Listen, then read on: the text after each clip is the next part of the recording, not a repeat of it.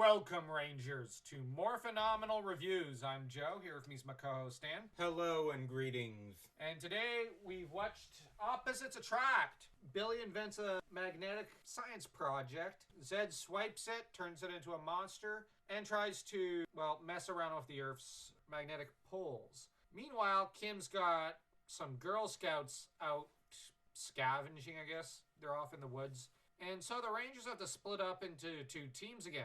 Tom is one team, and the other five. Good to know that Tommy is one team.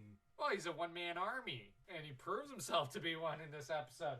Zed's Monster Mash. Holiday special. Zed creates some monsters to kidnap Tommy. This episode is not one I particularly like. But it does have a pumpkin monster, so that's something. I like pumpkin. Yeah.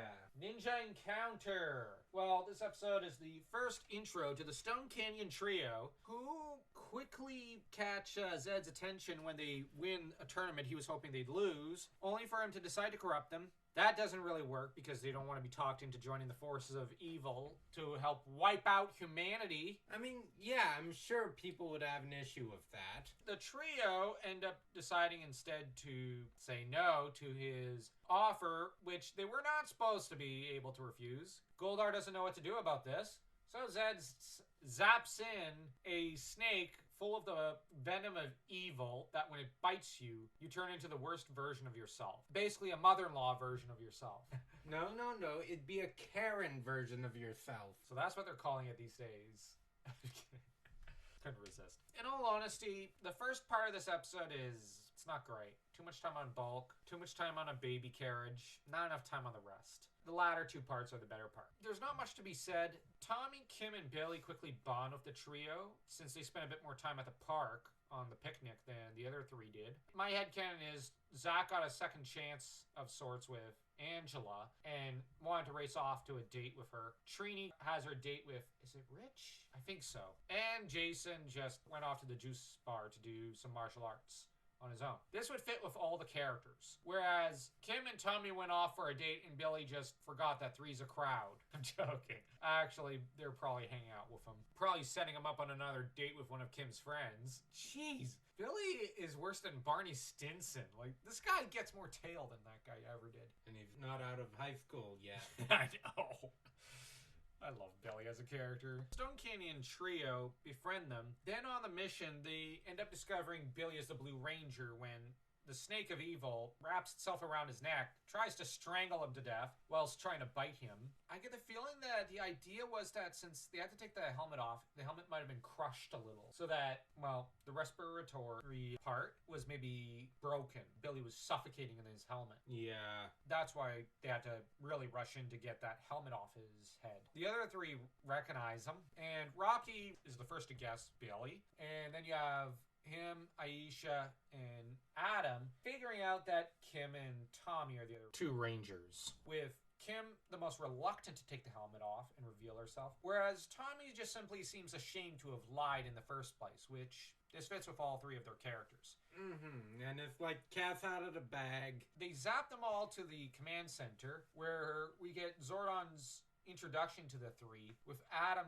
pretty much just staring in slack-jawed amazement. Rocky's got a million questions, and Aisha's trying to shush Rocky and tell him, let the man talk. At least I think he's a man. Well, she's being louder than Rocky. This kind of fits with the characters later on. I know a lot of people were upset about the power transfer. To be honest, I always preferred this trio. I mean, no offense, guys. I do like the original trio before them, but I like the Stone Canyon Trio a lot more. And it has to do with the movie. It will always have a special place in my heart. I will acknowledge the acting's not great on their part at this point. They get better. They do get a lot better later. Like in the case of Walter, Thuy, and Austin St. John. Initially, they weren't very great. Now, I'd argue that at a few points, they show some chops, but they gotta practice. Practice makes perfect.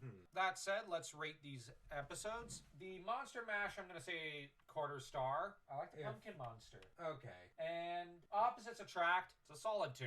Yeah. Ninja Encounter. Oh, wait, you didn't rate the Monster Mash. Monster Mash. 0. Yeah, I don't care much for holiday specials. Unless it's Sabrina Teenage Witch. Or we're talking Hanna-Barbera, Flintstone, Scooby-Doo stuff. Yeah, those ones are usually good. Yeah. As was How I Met Your Mother. They were good with the holiday specials. Mm-hmm. Ninja Encounter, okay, normally I don't break these up into parts, but the first part was a 1. But the latter two I found were solid 2s. Well, actually 2.5. So overall, this episode's a 2.5 for me. 2 3/4. I mean, I have to give Saban credit for the fact that they had 3 primary characters walk off set. They managed to put together something pretty good. For an episode plot? Yeah. Yeah, fair enough. That said, the reason for the walk-off is well known. Yeah.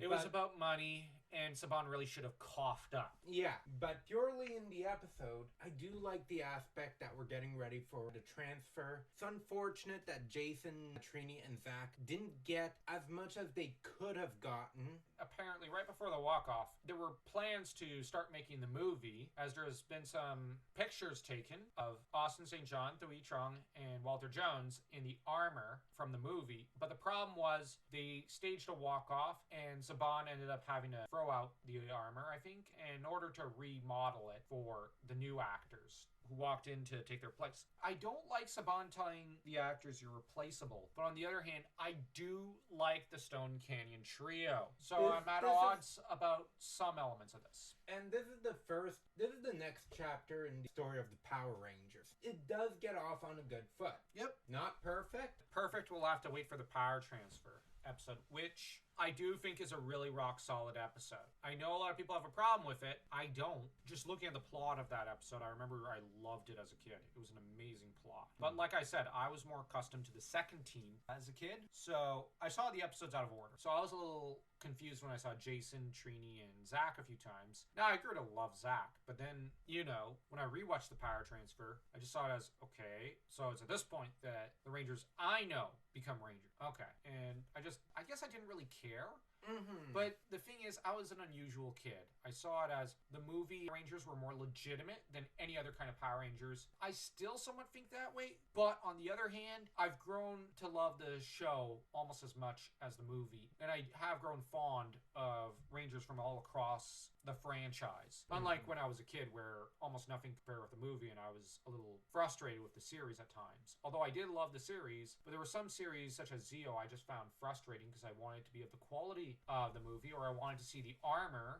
We didn't get that kind of stuff, but with the show. But that said, it was a show before it was a movie. Now, I saw the show before the movie, but I was just in love to almost on a healthy extent in that regard. Now, when I saw the Turbo movie, I hated it because it was not of the same production quality as the first movie. And it obviously didn't have a very good plot. No. Turbo was terrible. But the transformation sequence was pretty cool. That's about it for this episode, I guess. So don't forget to like, comment, and smash that subscribe button like you're Tommy trying to smash kick. And don't forget, Rangers, may the power protect you.